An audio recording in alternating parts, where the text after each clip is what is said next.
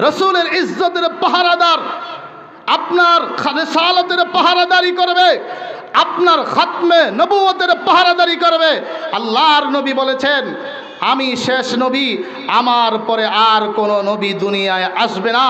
তবে আমার পরে 30 জন মিথ্যা নবুয়তের দাবিদার বের হবে, প্রত্যেকেই নবী হওয়ার দাবি করবে।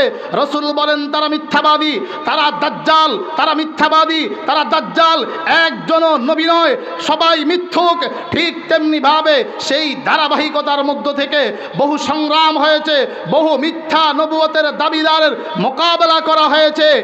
বর্তমান এক কুলাঙ্গার গোলাম আহমদ কাদিয়ানি নিজেকে নবী দাবি করে তার কিছু সেলা সামুন্ড পঞ্চগড়ে রেখে গিয়েছে। তারা এই দেশের মাঝে বসে বসে বিভিন্ন ষড়যন্ত্র আঁকতেছে। কথা বলেন, ঠিক না বেঠিক? মুসলমান কি জিনিস 13 সালের শাপলা চত্বর থেকে শিক্ষা গ্রহণ করো। আপনারা ঘুমাইতেছেন নাকি? জোরে কথা বলেন, ঠিক না বেঠিক? জোরে বলেন। মুসলমান কি জিনিস 21 সালের আন্দোলন থেকে শিক্ষা গ্রহণ করো। মুসলমান কি জিনিস 24-এর আন্দোলন থেকে শিক্ষা গ্রহণ করো। 3টা আন্দোলন শেষ হয়ে গিয়েছে, এবারে যদি আরেক আন্দোলনের প্রয়োজন হয় সেই আন্দোলন হবে কাদিয়ানীদের বিরুদ্ধে। রাসূলুল্লাহর খাতমে নবুয়ত হেফাজতের জন্য যদি ডাক দেওয়া হয়, কাপড়ের কাপড় নিয়ে আমরা কাদিয়ানীদের বিরুদ্ধে রাজপথে নেমে যাব। রাষ্ট্রীয়ভাবে তাদের কাফের ঘোষণার আইন আমরা প্রণয়ন করে ঘরে ফিরবো। চিল্লায়া বলো, ঠিক না বেটা?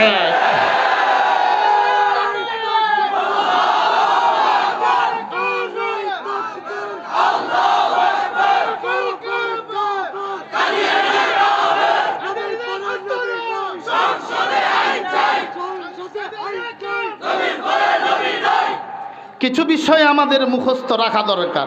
বহু কিছুই তো আমরা জানি, বহু খেলোয়াড়ের নাম জানি, বহু অনেক কিছুর নাম জানি যেগুলো মঞ্চেও নেওয়া যায় না। কিন্তু আল্লাহর নবীর রিসালাতের উপরে আক্রমণকারী, আল্লাহর দুশমন, এই নবীর দুশমনদেরকে চিহ্নিত করা দরকার। তাদের বয়ানগুলো শোনা যাবে না। ইউটিউবে কালো টুপি পরে একটু একটু হাফ দাড়ি রেখে তারা বিভিন্ন বক্তব্য দেয়, মিথ্যা বানাওয়াট ভিত্তিহীন সেই বক্তব্য শোনাও যাবে না। কারণ রোগ কোন জায়গায় এটা ওলামায়ে কেরাম ছাড়া অন্যদের বোঝা কষ্টকর হবে। এতটুকুই আপনারা বুঝে নেন, দুনিয়ার সমস্ত ওলামায়ে কেরাম ঐক্যবদ্ধ। সুন্নি বলেন, ওয়াহাবি বলেন, আহলে হাদিস বলেন, মাযহাবি বলেন, লা মাযহাবি বলেন, আট্টসিব, এভাবে যত ধরনের ওলামায়ে কেরাম আছে, সব ওলামায়ে কেরাম এ ব্যাপারে ঐক্যবদ্ধ সিদ্ধান্ত দিয়েছে গোলাম আহমদ কাদিয়ানি কাফের, তার অনুসারীরাও কাফের, যারা তাদেরকে কাফের বলবে না তারাও কাফের। ঠিক না বেঠিক? ঠিক না বেঠিক? জোরে বলেন। এই জন্য আমরা আমাদের কর্মকর্তা, আমাদের আমলাদের ঈমান হেফাজতের জন্য আমরা বলি, সংসদে আইন পাস করে নাও, কাদিয়ানি কাফের, কাফের, কাফের, কাদিয়ানি কাফের, নবীর পরে নবী নাই, সংসদে আইন চাই। বলেন, 3 বার বলেন, কাফের, কাফের, কাফের, কাফের, কাদিয়ানি কাফের, নবীর পরে নবী নাই, সংসদে আইন চাই, নবীর পরে নবী নাই, কাফের, কাফের, নবীর পরে নবী নাই, সংসদে আইন চাই। নারায়ে তাকবীর। আরো জোরে আওয়াজ হবে, লিল্লাহে তাকবীর, লিল্লাহে তাকবীর। আল্লাহ বলেন, পয়গম্বর আপনার রব আল্লাহ আপনাকে ছেড়ে দেননি, আপনার উপরে তিনি বেজার হননি। আপনার জন্য দুনিয়া আসমান, আপনার জন্য আসমান, আপনার জন্য জমিন। না হতে খিলকত আরদে সামা হো, আপনি না হলে আসমান হতো না, জমিন হতো না। 2 নম্বর সান্ত্বনা, আল্লাহ পাক রব্বুল আলামিন বলেন, ওয়ালাল আখিরাতু খায়রুল লাকা মিনাল উলা, আপনার জন্য এই দুনিয়ার জিন্দেগি থেকে আখিরাতের জিন্দেগিটা ভালো। ওরা আপনাকে কষ্ট দেয়, আপনি সবর করেন, আপনার ভাই পয়গম্বর নূহ সবর করেছেন, পয়গম্বর ইব্রাহিম সবর করেছেন, মুসা ঈসা সবর করেছেন, আপনিও সবর করেন। আখিরাতের বাদশাহী আমি আপনার হাতে তুলে দিব, আপনি সবর করেন। ওয়ালাল আখিরাতু খায়রুল লাকা মিনাল উলা। এই আয়াতের 2 নম্বর তাফসীর মুফাসসিরিনে কেরাম লেখেন, আপনার নবুয়তের 23 বছরের জিন্দেগির শুরু জামানা থেকে শেষের জামানাটা ভালো। আপনার নবুয়তের 23 বছরের জিন্দেগির শুরু জামানা থেকে শেষের জামানাটা ভালো। একাই আপনি কালিমার দাওয়াত শুরু করলেন। আবু বকর মুসলমান, হযরতে খাদিজা মুসলমান, আলী ইবনে আবি তালিব মুসলমান, সাদ বিন আবি ওয়াক্কাস মুসলমান, তালহা জুবাইর মুসলমান। আস্তে আস্তে মুসলমানদের সংখ্যা দিন দিন বাড়তেছে। আপনার নবুয়তের 23 বছরের জিন্দেগির শুরু জামানা থেকে শেষের জামানাটা ভালো। 3 নম্বর সান্ত্বনা, আল্লাহ পাক রব্বুল আলামিন বলেন, ওয়ালা সাউফা ইউতিকা রাব্বুকা ফাতারদা। অচিরেই আপনার রব এত বড় দামি নেয়ামত দিবেন, রবের দেওয়া নেয়ামত পেয়ে আপনি নবী খুশি হয়ে যাবেন। অচিরেই আল্লাহ তাআলা আপনাকে হিজরতের নেয়ামত দান করবেন, অচিরেই আল্লাহ তাআলা আপনাকে বদরের বিজয় দান করবেন, অচিরেই আল্লাহ তাআলা আপনাকে উহুদ, খন্দক, খাইবরের বিজয় দান করবেন, আপনি নবী খুশি হয়ে যাবেন। অচিরেই আল্লাহ তাআলা আপনাকে মক্কা বিজয়ী দান করবেন, আপনি দেখবেন ইয়াদখুলুনা ফি দীনিল্লাহি আফওয়াজা। দুনিয়ার মানুষগুলো দলে দলে কাতারে কাতারে ইসলামের ছায়া তলে প্রবেশ করতেছে, আপনি নবী খুশি হয়ে যাবেন। অতএব কাফেররা আপনাকে ঠাট্টা বিদ্রুপ করে আপনি পেরেশান হবেন না। আল্লাহু আকবার, আল্লাহু আকবার। আল্লামা জুলফিকার নকশবন্দি রাহিমাহুল্লাহ লেখেন, জিব্রাইল আলাইহিস সালাম নবীজির কাছে 23 বছরের জিন্দেগিতে 24,000 বার এসেছেন। আল্লাহু আকবার। তবে একদিন আসলেন, মনটা খুব বেজার, ডেকে বললেন, ও জিব্রাইল, আজকে আপনার মনটা খারাপ কেন? জিব্রাইল ডেকে বলে, পয়গম্বর, আল্লাহর হুকুমে আজকে জাহান্নামের চিত্রটা দেখার সুযোগ হয়েছে। জাহান্নামের চিত্র দেখার পরে আমার ভয় হয়। জাহান্নামের আগুন এত মারাত্মক আগুন, এই আগুন দুনিয়ার কোনো মানুষ সহ্য করতে পারবে না। বুখারী শরীফের বর্ণনা, দুনিয়ার আগুন জাহান্নামের আগুনের 70 ভাগের 1 ভাগ। এই আগুন যদি কাহারো শরীরে লেগে যায়, বাচ্চার গায়ে লেগে যায়, আরে আগুন দূরের কথা, আগুনের তৈরি ডালেও যদি কোনো মানুষ পড়ে যায়, বাচ্চা পড়ে যায়, ওই বাচ্চাটাকেও বাঁচানো মুশকিল হয়ে যায়। 50% উপরে যদি পুড়ে যায়, তাহলে একে বাঁচানো বড় কঠিন হয়ে দাঁড়ায়া যায়।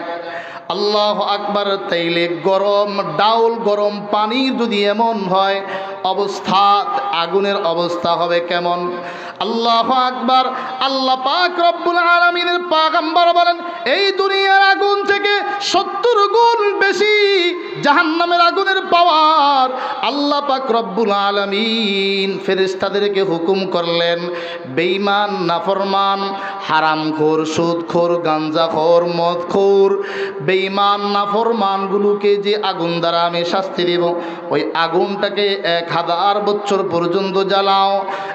1000 বছর পর্যন্ত জ্বালানোর পর আল্লাহু আকবার, আল্লাহু আকবার, আগুনের কালার হয়ে গেল লাল বর্ণের। আল্লাহ বলেন, হবে না, আরো 1000 বছর পর্যন্ত জ্বালাও। 2000 বছর পর্যন্ত জ্বালানোর পর আগুনের কালার হয়ে গেল সাদা। আল্লাহ বলেন, হবে না, আরো 1000 বছর পর্যন্ত জ্বালাও। 3000 বছর পর্যন্ত জ্বালানোর পর আগুনের কালার হয়ে গেল একেবারে কালো। একজন জাহান্নামীর উপরে আরেকজনের উপরে এইভাবে একের উপরে এক ঠেসে ঠেসে ঠেসে ঠেসে জাহান্নামের ভিতরে ঢুকানো হবে। লিয়ামিজাল্লাহুল খাবিথা মিনাত তাইয়িব ওয়া ইয়াজআলাল খাবিথা বা'দাহু আলা বা'দ ফায়ারকুমাহু জামিআ। এটা হবো জাহান্নামীদের অবস্থা। ছোট্ট একটা 50 জনের কামরার মাঝে 150 আসামি ঢুকানো হয়, থানার মাঝে আরও বেশিও ঠেসে ঠেসে ঢুকানো হয়। ও জাহান্নামের আযাব জাহান্নামীদেরকে দেওয়া হবে।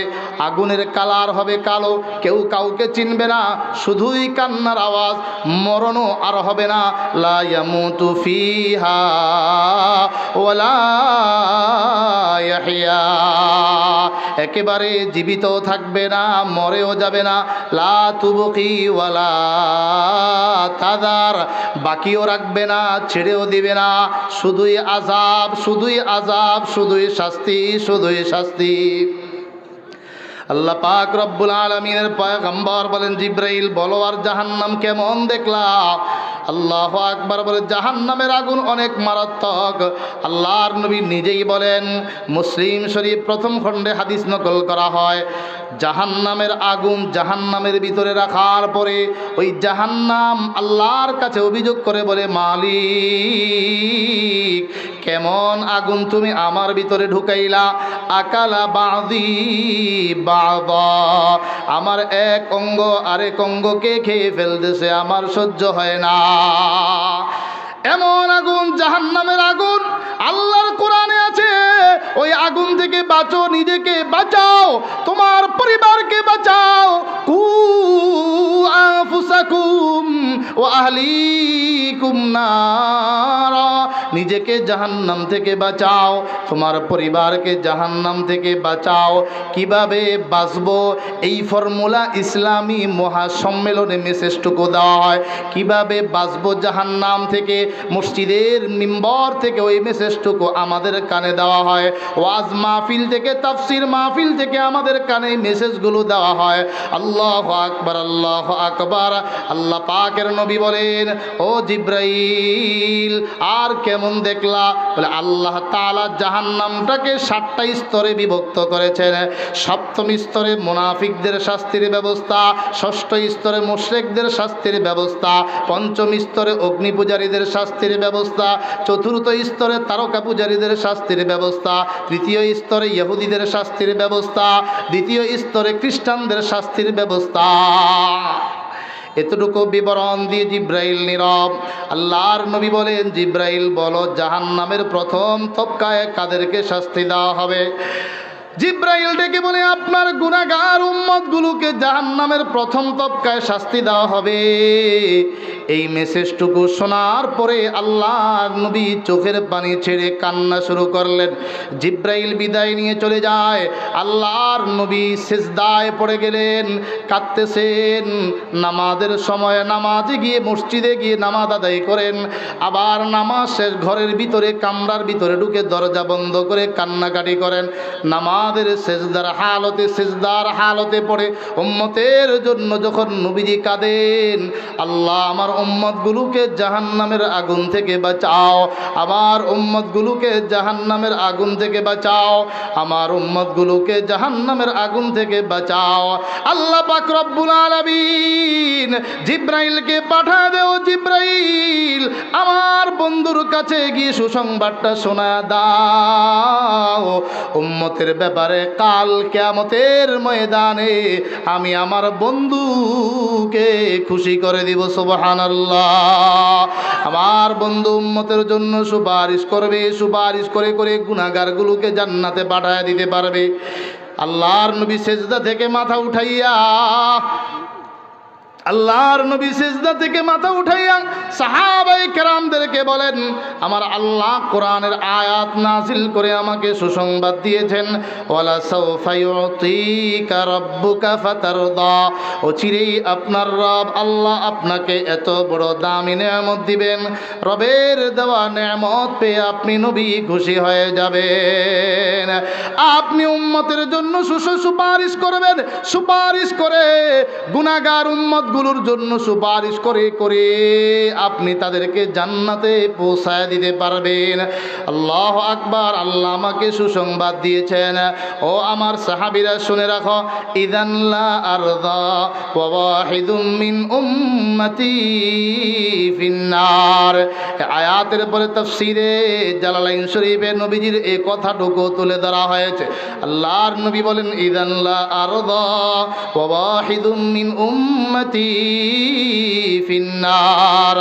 ও আমার সাহাবীরা সাক্ষী থাকো, আমার আল্লাহ বলেছেন উম্মতের ব্যাপারে আমাকে খুশি করে দিবেন।